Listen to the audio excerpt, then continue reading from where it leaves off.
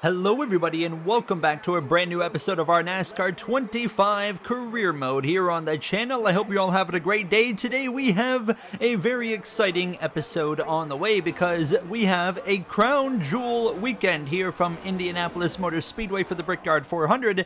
But on top of that, as you guys know, if you've been paying attention to the lore of this series, it is the comeback weekend for the revival of SRX, now owned by a trio of NASCAR legends, Kevin Harvick, Dale Earnhardt Jr., and Denny Hamlin. We will be taking part in the race actually Saturday night after qualifying here for the Brickyard 400 at the Indianapolis Raceway Park, or Lucas Oil Park, you guys may know it as, but very excited for this event that we are about to take part in here on this Indianapolis weekend. There is more SRX events on the way in the last half of this season, but definitely looking forward to that and looking forward to this weekend. Last episode in Dover, we didn't get the finish that we were worthy of. We had a top 20 car, and unfortunately we got caught out by an unfortunately timed yellow, and I'm hoping that we can avoid that here today. With the size of this track, we should not get caught out by a badly timed yellow, but it was William Byron who picked up the win nonetheless to get his third win of the season, even after it looked like for a good chunk of time in that final stage we were probably going to see a surprise winner, but it didn't quite turn out that way. So here we are though in this Tricon Garage Grillo's Pickles 85 Toyota Camry. It was also announced last episode we are switching manufacturers next season to Chevrolet. We are splitting off from Toyota in the Joe Gibbs Racing Alliance, and we'll be headed to Chevrolet, and currently working on a deal to sign an alliance with a Chevrolet team, preferably Hendrick Motorsports, but only time will tell on that situation now as we come through now and ready to qualify here for this Brickyard 400 weekend in this beautiful green and white Toyota Camry as we would hit the track and kick off our lap here from Indy. Very straightforward here. I mean, this car still not fast enough to where I have to slow down on an open lap. When I have no cars around me, I can keep this thing full throttle for the entirety of the racetrack. I don't have to slow down at all for the corners. That's how we are kind of, how much we're kind of lacking still on the straight line speed. So it was a pretty simple lap for me now, and I had pretty low confidence on where we were going to qualify based on the fact that I didn't even have to lift for a single corner because of the lack of speed. However, as we come to the start-finish line, we are going to go P23, so pleasantly surprised in the top 25 goal there. So definitely looking all right. And on pole, it's Denny Hamlin, who's still seeking his first Brickyard 400 here. And could today or this weekend be the weekend where he pulls it off as you see the rest of your qualifying order.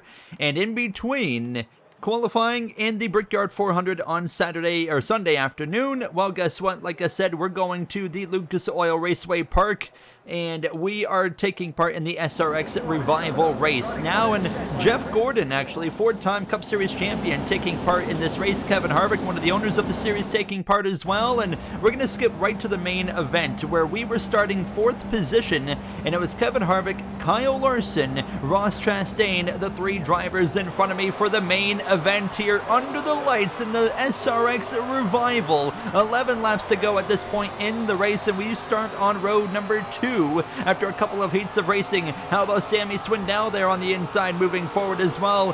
Joey Logano to my inside. We also had V8 Supercars star and champion of Brody Kostecki in the field as well. That's not out of the ordinary. I mean, many of you probably don't know, but Brody Kostecki actually raced in the K&N series back in the day, so he's very familiar with oval racing. Now as we actually got past Kyle Larson, and now we got Joey Logano just in front of us. Lots of NASCAR presence here. William Byron just behind us as well.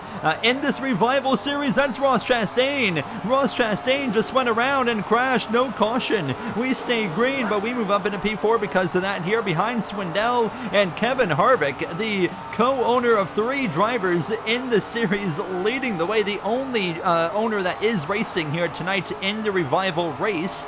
Dale Jr. is expected to make a start. Denny Hamlin is to be determined. He might not though. He might just kind of stay on the sidelines. But we had moved up into P3, and actually behind us, Brody Kostecki was passing William Byron. One heck of an effort there from Kostecki, and my goal at this point was I knew Kevin Harvick was too far out in front of me. I was not going to be able to get to him.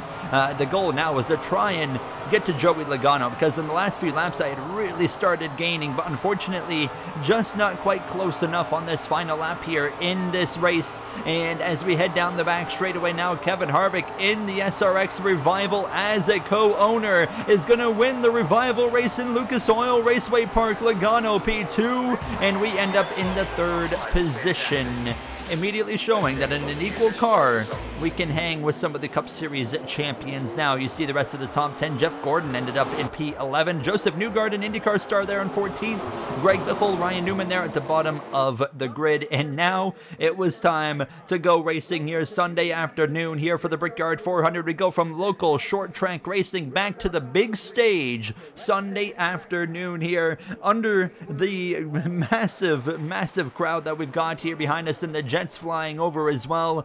We're ready to take the green flag here from the Indianapolis Brickyard 400. And can Denny Hamlin hang on to get his finally that elusive Brickyard 400 win?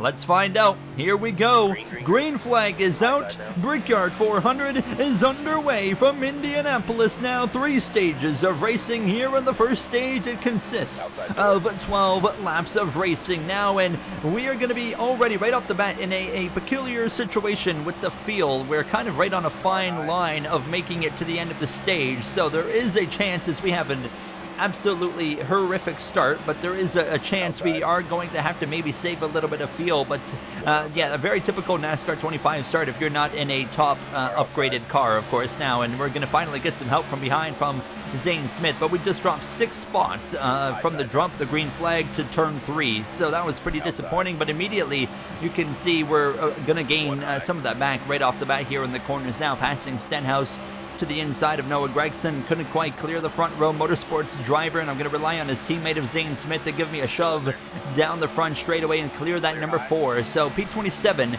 at the end of lap 1, but we're rolling right up to the back of the Haas factory. Driver of Cole Custer, you got him to the inside of Austin Dillon's number 3 for Richard Childress Racing now at RCR. Not been a great season now. They have not been able to get to victory lane, of course, with either Dillon or Kyle Busch. As we are still getting some help here from Zane Smith pushing us forward. We passed the 3 and we passed the 41, so we're already back into the sponsor goal, top 25. As you see Ross Chastain, who is fighting for the win last episode in Dover, not having a good day here to start in Indianapolis. On lap 3, he is about to get passed by a car with pickles on the side. Now, as we head down this back straightaway and we'll pass the 1 car, we'll get even to the inside of the 21 of Josh Berry. This will move us into 23rd position once we complete the pass, which was very easy to complete that pass. Now we move up into that 23rd spot, and we were not done going forward. We were very quickly to the back of the 7, the 60, the 99, the 42. We're right here in the battle with these guys now, and I'm still using that 38 of Zane Smith to kind of push me forward, so he's giving me quite a bit of help. And I mean, we're closing up on 200 miles per hour by the end of the straightaways here from this Indianapolis Motor Speedway now, as Denny Hamlin continues to lead in these first few laps of action, as we were now to the inside of the 60 of Ryan Preece. But now I kind of lost my draft partner of Zane Smith, so I had to kind of settle back in behind the RFK 60 of Preece, who's actually looking to the inside now of Daniel Suarez with a run into turn 3. Just about had contact there between the 2 drivers, and Preece would eventually get past the Trackhouse 99, and I would try to follow suit here shortly thereafter on lap 6 of the stage now, and we're going to actually allow ourselves to get past this 99 with the help from the 21 of Josh Berry, and that'll move us into the 21st position. So a really a strong car I feel like we've got here halfway through this first and opening stage. Things are looking very good as we're closing in on John Hunter Nemechek as well as Ryan Preece for a top 20 position.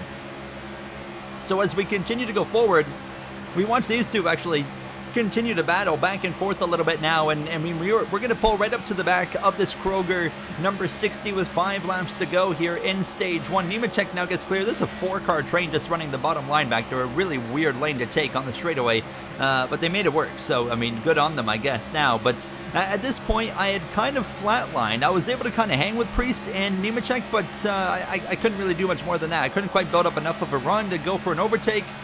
So at this point, I was just kind of holding on to P21 and looking at the fuel situation. the fuel light just came on, which is the 2-lap warning basically, and we are still not at 2 laps to go. We got a full straightaway here until we hit 2 laps to go. So I decide right here, I'm like, okay, we need to play it safe. I'm going to save a little bit of fuel. So I'm actually going to fully lift out of the throttle and clutch. I'm going to even put in the clutch to save maximum fuel.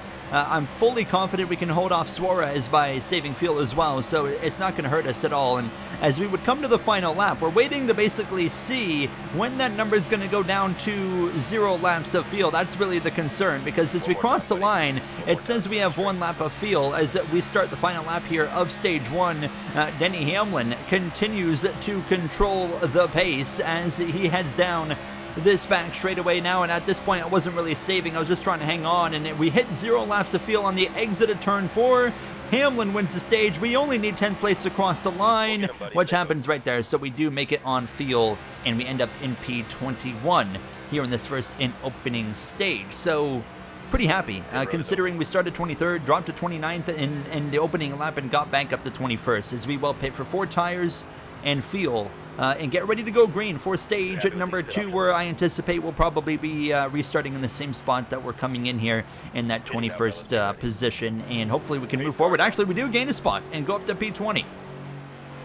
So we move to the outside now with Ryan Preece on my inside, and we are ready to go green. Stage 2 underway here from this Indianapolis Motor Speedway, and that progressive number 11 of Denny Hamlin looking pretty strong early on now on his quest for a crown jewel that he is still missing. Look at the crown jewels that Denny Hamlin has. Well, he has all of them except for this one right here. He's got 3 Daytona 500s. He's got a Coca-Cola 600 back in 2022. He has got a few Southern 500s to his name as well. The only one he's missing is the Brickyard 400. Can he make it happen here in Indianapolis today? Now it's looking pretty good for him as we head down into turn 3. This time out, I mean, we didn't lose as much as we did on the opening start. We only lose a few spots, so we're already passing these guys back. We're just able to kind of fly off into turn 3 and make some passes even around the outside here. Now when we pull up alongside Zane Smith, got that draft from the 99 Freeway Insurance car of Daniel Suarez. We have seen a lot of Daniel Suarez recently, I feel like, in this career mode,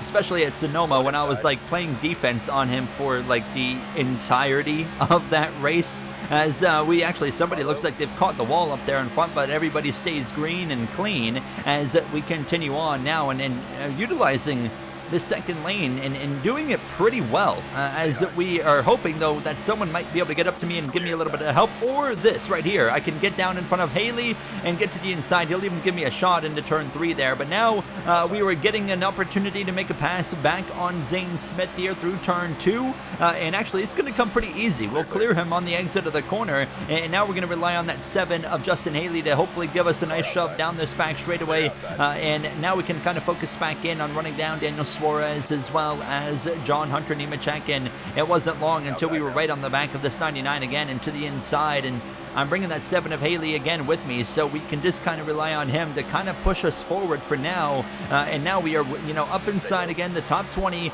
with less than 10 laps to go, 12 laps again here in stage 2, just like stage 1. So what we do know is, without a caution, we're in a close situation on fuel. We're probably going to have to save some fuel just like we did in stage 1. Now we know we don't need to save a lot. We just kind of need to save for like a lap, and then we'll probably be okay to make it. So that's kind of the mindset I was taking. So I wasn't really trying to save any fuel too early in this run, but we're going to get right to the back of Kyle Busch, and I saw this right here as an opportunity to go 3 wide with Busch and Cindric into turn number 3. There, Eric Jones in front of this group. Who's going to come out of the turn 3 and 4 clean, and hopefully ahead is going to be us, but no, it's not going to quite be us now as Cindric's getting the run back, and it's going to be him that comes out victorious of this battle. Myself and Busch would continue side by side all the way into turn 1. Eventually we clear the 8th, but now we're alongside Eric Jones, who's been passed by the 2 of Austin Cindric, and how about it? We are breaking into the top 16, having a great run here in Indianapolis now as Preece continues to push us off into turn number 3, and we will clear the 43 of Jones and now try to run down Austin Cindric in that discount tire Ford Mustang for Penske Racing. Now 1 win on the season for Austin Cindric. He is locked into the playoffs, and now with help from Preece, big shove down the back straightaway into turn 3. We're going to drive it off into the corner, and we'll breeze right past the 2 into the top 15.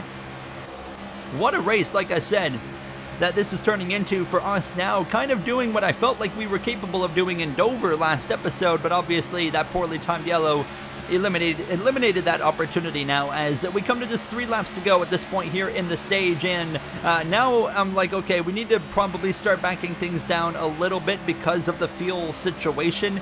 We have run down though 14th and 13th of Gibbs and Logano. The field light comes on pretty well the same spot it did in stage 1, so I started backing it down, and I spent a lap about the second to last lap kind of saving, and as we came to this final lap, kind of back on the throttle and trying to get this thing back around. And obviously we don't need to make it to the start finish line, we just need to make it to the caution, which is when 10th place crosses the line. And for once, 10th place is not that far in front of us. But off of turn 4, Denny Hamlin, he's led since the drop of the green flag from pole position, and as he heads down the front straightaway, he is going to come through to win stage number 2 on quest for that, of course, Brickyard 400.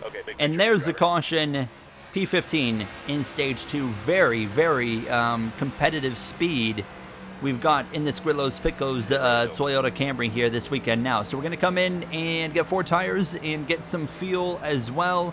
And yeah, I mean, I'm feeling pretty confident going into this restart for stage number 3. No adjustments really needed. The car's driving really good, so I was pretty happy at this point with how things were looking. So as we get ready for stage 3, we get another spot in the pits. We're now P14 alongside Joey Logano, and here we go. Third and final stage is underway. Denny Hamlin leads the field back to green one more time. Could this be the final restart? It's been green all the way, of course, with excluding the stage cautions, and definitely, yeah, I mean, I could see this going green the whole way. As for us, as expected, that bad restart, but again, it's not gonna be as bad as, you know, that like original start was. We do give up, I mean, a big bit of time. Actually, I think it was worse than our stage 2 restart for sure, but definitely better than, like I said, that OG start now. So as we continue on down this back straightaway, I mean, the positive is the fact that we are still in the top 20, as we're going to rip around the top lane here and get right to the back of the 99. Suarez kind of covered us off now. Zane Smith's to the inside, trying to get past not only myself or hold me off, and try to get past that 99 as well, as here comes Kyle Busch to my back bumper. Big shot to the back bumper from the 8. Kyle Busch actually hit the wall down the front straightaway right there. Now as Busch is going to continue pushing us all the way into turn 1, and we would continue around the outside of Zane Smith, and then with Busch's help down the back straightaway, this should allow me to get clear of this 38. Thank you very much. And now we have enough of a run to go to the inside of Daniel Suarez. Big run into turn number 3. We're going to take it now, and that'll put us into P17 here as we roll up right to the back already of the 43 Legacy Motor Club car of Eric Jones at this point now. And as we continue on at this point to lap 27, Denny Hamlin continues to dominate this race. He's crashing. Hamlin just crashed from the lead. He's lost it into the outside wall. Caution is out. Oh my goodness. Chris Buescher to the lead, and Hamlin's crown jewel hopes, I think, have just come to an end, and this is going to create a super awkward fuel situation. Everyone's going to stay out, but we got 13 laps to go when we cross the stripe here with 9 laps of fuel. But when we go back green, where are we going to end up? Hamlin sent all the way to the back. Hamlin did have to come into the pits. And as we get ready to go back racing, we're P16. We are going to have 9 laps of fuel based off what it said. It might be less now. Let's wait and see. We got 10 laps to go in this race. So we already know there's more laps to go than there is laps of fuel in this car. But if I know anything about NASCAR 25, it's that the AI can go to the end of this race, because the AI, all of a sudden, they always seem to have more fuel than the player is capable of having. So I know for a fact the AI will make it to the end of this race on fuel. I know for a fact as well, if I go normal pace from here on out, I will not make it. It won't even be close. You see, we have 8 laps of fuel right there. So we are coming to 9 laps to go. That tells me we got to save at the minimum. We're going to have to save 1 lap of fuel right here in the next 8 laps. That's going to be really challenging. I think we're going to need another caution, and we're going to need it sooner rather than later. But we're going to give it a shot. And you can see me immediately backing it down. So this has put me in an awkward situation. I could have pit and guaranteed us to get to the end, but I did not want to have to get through traffic at Indianapolis. So now I've kind of made my bed, and we're just going to have to try and, beat the AI at their own game, and of course of their significant fuel advantage. So what we're going to do is quite simple. We are just going to have to save fuel for the rest of this race, basically. And you can see me backing off early here into turn 3. And what I'm trying to do is back off and save some fuel, but also not to a point where I lose track position. I'm at least trying to maintain my track position and hoping that this is going to work out.